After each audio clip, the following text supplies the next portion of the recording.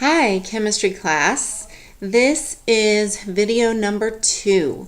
So if you have not watched the first one, go back and watch video 1 where we talk about lab reports and significant figures and scientific notation. Now we're going to jump into Module 8 material. So please have your student notebook ready, open to a page where you can take notes and have a pen or pencil with you. And we just need to jump right in and get into this material. So I know the angle is a little different than my last video. I'm trying this on a different computer to see if it'll upload faster onto YouTube. So Chapter 8 is about the topic of stoichiometry. I wondered where that word came from. It's such an interesting word. It sounds Russian or something to me.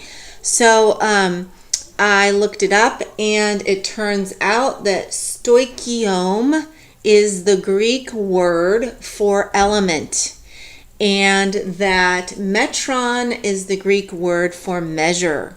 So it is measuring the elements. This term was first used in, I think, 1792, something like that, 1700s. Yeah, 1792, by a chemist when he published his papers about chemical equations and chemical reactions. So that name has stuck. So what is stoichiometry? Stoichiometry is the calculation of reactants and products in a chemical reaction. So actually we've already been doing it. The first couple sections of this module, I felt like, hey, we've already covered this kind of stuff. So it seemed like a little bit of review to me, so hopefully you'll feel that way too, and it won't be as hard to get back into it after a month off. So let's just start off with a basic equation here. We've got CH4 plus 2O2 yields CO2 plus 2H2O. My question for you is, what kind of a reaction is this? And how do you know? So if we look, we've got methane here being added to oxygen, yielding carbon dioxide and water. What does that remind you of? It is a complete combustion reaction. So methane gas has oxygen being added to it, and it is complete combustion, meaning we're getting CO2 instead of carbon monoxide or carbon, and water. So it is a typical combustion reaction. So let's take a look at what we can get out of this equation. Stoichiometry is the study of how much of these things combine to make how much of my products. So it's an issue of quantity, and if I know how much methane I have, and I know how much oxygen I have, can I figure out how much carbon dioxide and water that I'm going to make? So like I said, we've already been doing this kind of thing in our last few modules. So I just have a reminder for you that first of all, the coefficients, just like in algebra, a coefficient is the number that comes before the x or y or whatever it might be in your algebraic equation. Similarly, coefficients are the numbers that come before our molecules.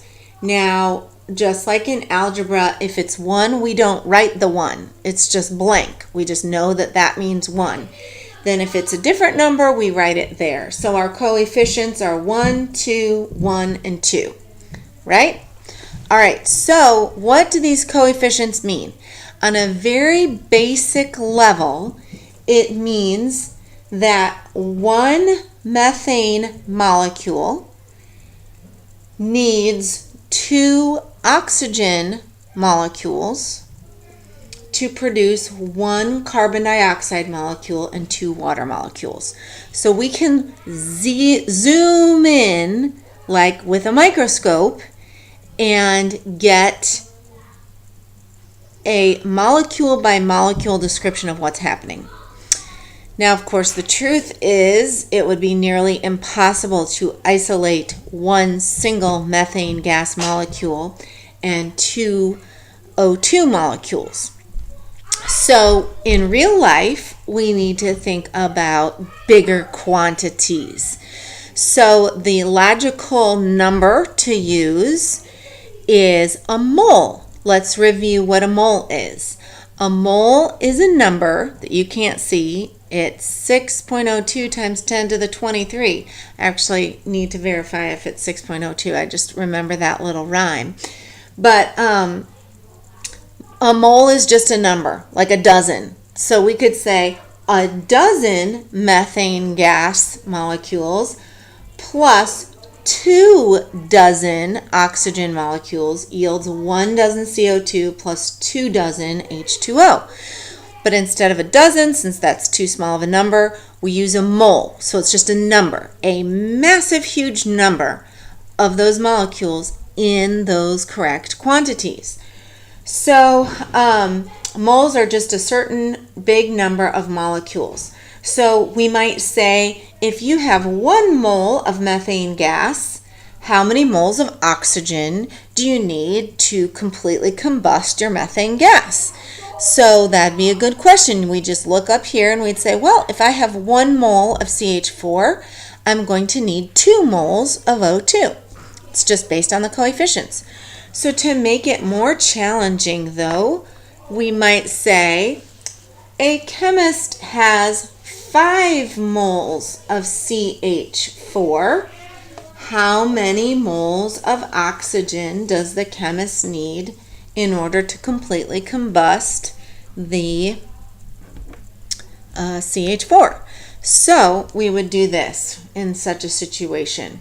It's a balanced equation. I'm assuming I got it from Wiki, so let's hope it's correct. And if we have 5 moles of this, we need to find a relationship. What's the relationship here? 1 mole of CH4 is compatible with 2 moles of O2. And we just got that straight from our chemical equation.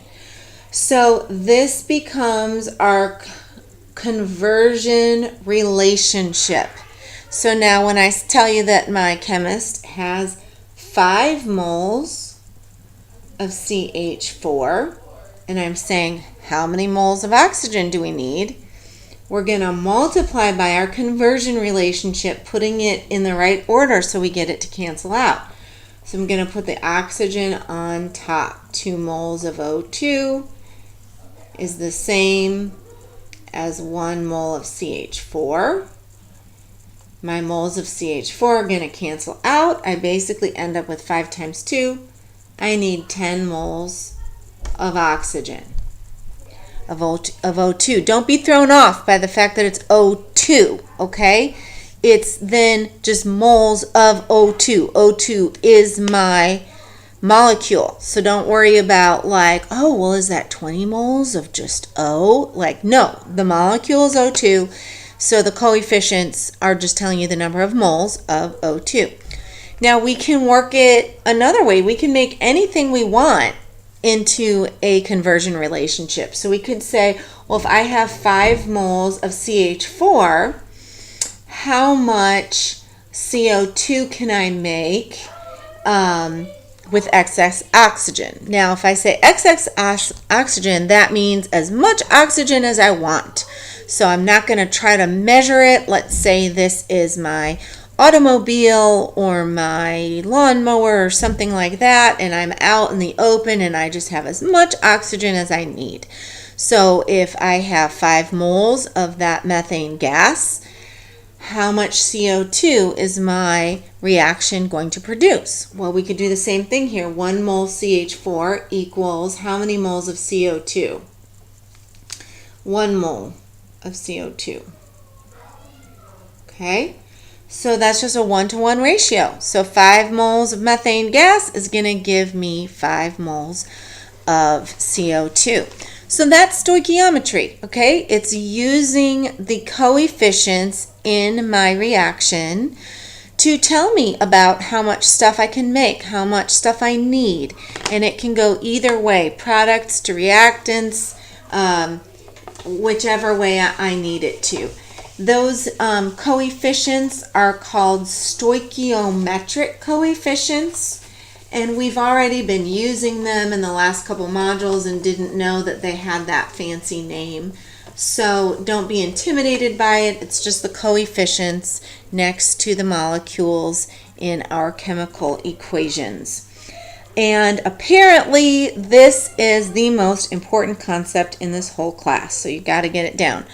So the book gives this example from algebra. Let's say we have this equation, y plus 6 equals x. I could tell you that y equals 2 and have you figure out the x. Or I could tell you that x equals 8 and have you figure out the y. So you can go either direction, before the equal sign or after the equal sign, and figure it out either way. So it's the same thing with a chemical equation. Is I could give you reactants and you tell me products. I could give you products, you could tell me how many reactants I need. So it's just like algebra. I could multiply this equation by 2, right? I could say 2y plus 12 equals 2x. All right, I could multiply it by 5. I could divide it by 7. As long as I'm consistent with working with the whole equation, the equation will still be true. So chemical equations work the same way with those coefficients. So let's do example 8.1 in your textbook. I don't know if you guys just breeze through those equation examples in your book, or if you really focus on what the step is. So the problem says a chemist makes 12.2 moles of NH4SO4. How many moles of ammonia were used? All right. So ammonia, I feel like my lighting gets off sometimes, huh? Okay, so ammonia is NH3, if you recall, and we're going to add it to some sulfuric acid, which is H2SO4, and we're going to yield some NH4, which there's 2 of those in this, SO4, okay? So just a reminder that the 2 outside this parenthesis means if you can picture an NH4 molecule, and we have 2 of those. So that means total I've got 2 nitrogens and 8 hydrogens. It's multiplying everything in that molecule by 2. It's just a quicker way of doing it. So the very first step in this is to balance the equation. All right, so hopefully you guys remember this and it'll be no problem. So write this down in your notes. Step 1, balance the equation. All right, so I've got N, H, S, and O on my reactant side, and I'm going to write them in the same order so that I can compare them easily. Okay, so let's see where to begin. I've got 1 nitrogen, 3, 4, 5 hydrogens, 1 sulfur, and 4 oxygens to begin with. Then on the product side, I've got 2 nitrogens, remember? And I've got 8 hydrogens, 1 sulfur, and 4 oxygens. All right, so I've got some work to do here. Let's start with nitrogen.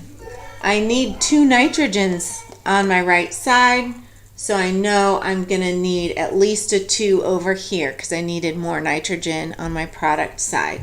So that affects these 2 things. Now I've got 2 nitrogens. Don't forget there's hydrogen over here as well. I've got 6 hydrogens here, 2 here. 6 and 2 is 8. Wow, that was easy. That's all I needed to do was a 2 here. All the rest of my numbers work out. All right, step 1 complete. The equation is balanced. Now, let's look back at what the problem is asking for. It says a chemist makes 12.2 moles of this product here. how many moles of ammonia were used. Okay, this is called ammonium sulfate.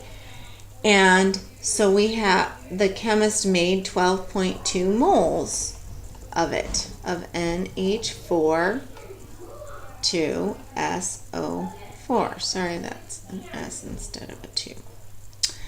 So the question is, how many moles of ammonia did they need? So remember our conversion. Find the relationship. So write in your notes, number 2, find the conversion relationship between moles of ammonia and moles of ammonium sulfate. Okay, so I need 2 moles of ammonia for every 1, my coefficient here is 1, mole of NH4 2SO4. All right, so now step 3 is I'm going to make an equation and convert my moles of what I know I want into what I'm trying to find out. So step 3 is write the number of moles they gave me in the problem, 12.2 moles. Okay, I'm just going to put MOL to save space, of NH4 2SO4. Then I'm going to multiply it by this conversion, putting the correct one on the top and the bottom to get them to cancel. So I'm going to put this one on top, 2 moles of NH3 for every 1 mole of NH4 2SO4. So my moles of this are going to cancel out, and I'm going to be left with 12.2 times 2, 24.4 moles of NH3. So how many moles of ammonia did I need? I needed 24.4 moles of NH3. All right, so we've done this before, right? Is this ringing some bells? So, excuse me one second.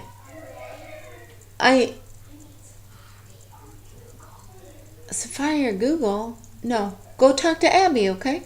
No, they're not letting me. Okay, well, I'm making a video right now. That's my son Isaac, whom you've met before.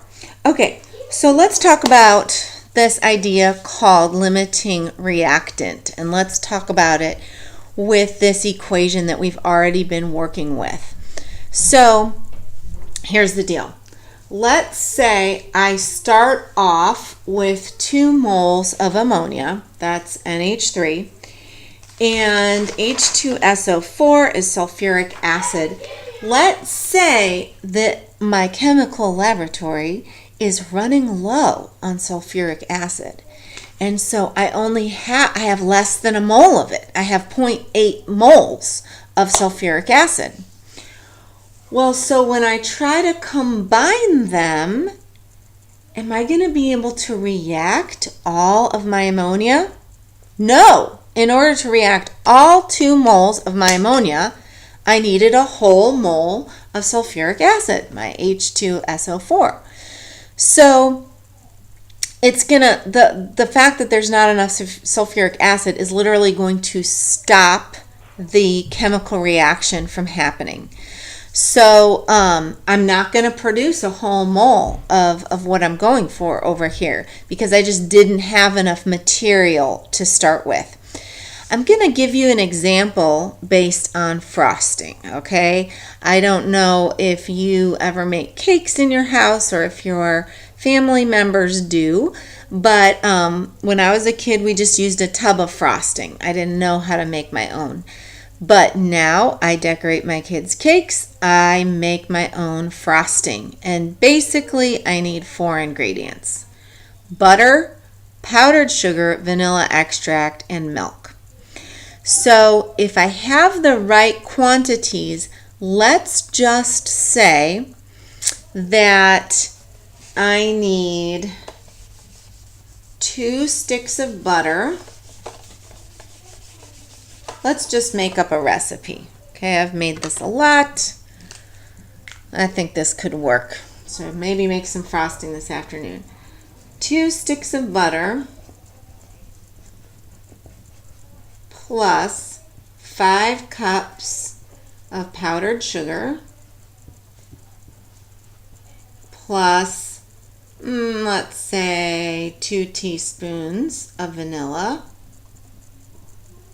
plus, let me say 2 tablespoons of milk.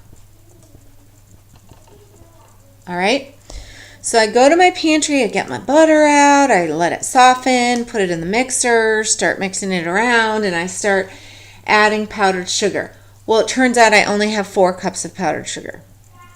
So if I could back it up and realize that, or run to the store, and maybe I could run to the store and get more powdered sugar.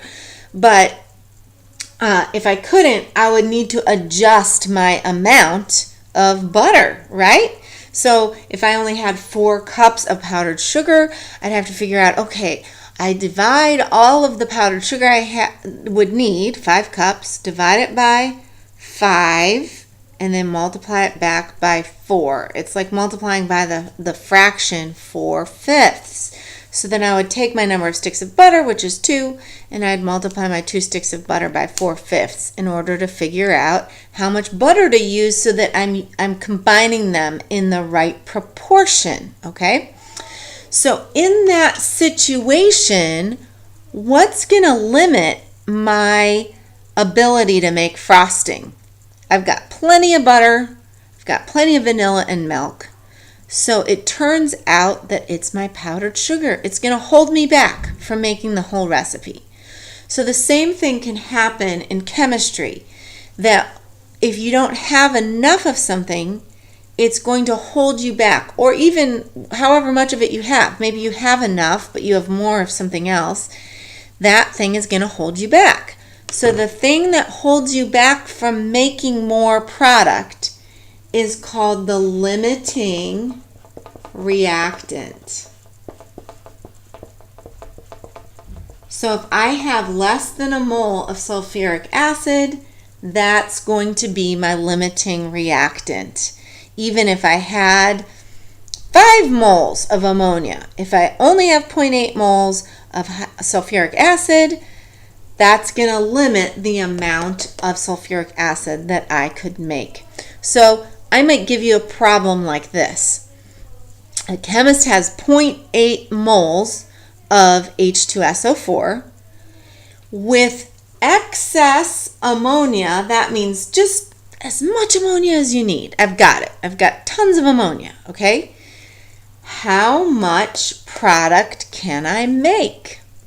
So we do the same thing we did before. We'd set up a conversion that would say 1 mole of this will yield 1 mole of this. So if I only have 0.8 of this, I can only make 0.8 of that. So that's the idea of the limiting reactant. Now you might come across this, for example, if one reactant is expensive. You might just have a certain quantity of that, but then maybe the other reactant is cheap. And so you can just flood it with as much as you want of the other reactant to just make sure that the expensive reactant is fully used up, and then see how much you get out of it. All right. So there are more problems that are very similar. So let's do one more example, okay? This is from page 283, and then I think we will be done for today. We will leave volume relationships for another time.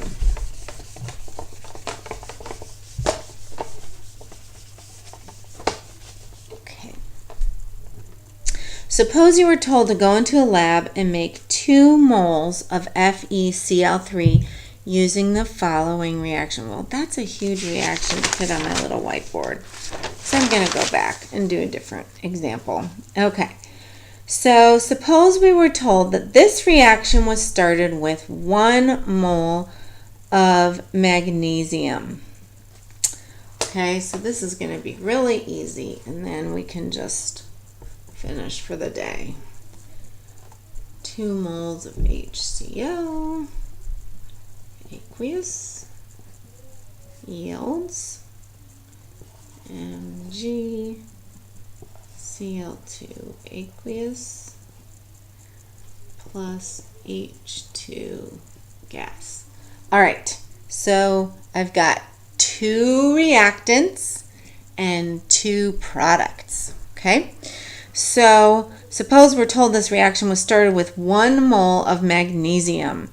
How much HCl do you need in order to react that magnesium completely?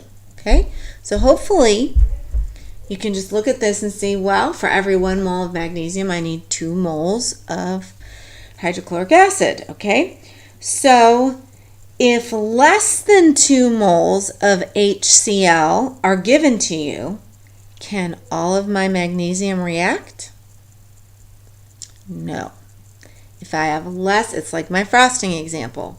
If I have less than 2, then my whole mole of magnesium will not react. This would become then the limiting reactant that would hold back the reaction of all of the magnesium that I have. If more than 2 moles of HCl are added, will it increase the amount of products made? So if I have 1 mole of magnesium and I've just got tons of hydrochloric acid, can that increase how much of my products I can make? No, it can't increase it, because now my magnesium is the limiting reactant. I've only got 1 mole of it.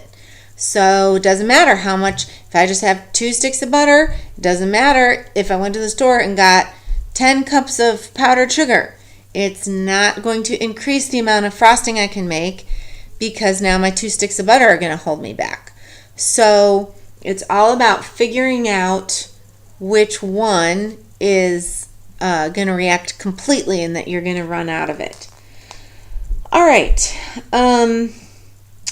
If all of the reactants that I have are used up completely, we say they reacted completely. Okay, so that's a signal that means neither of them are in excess and they reacted completely.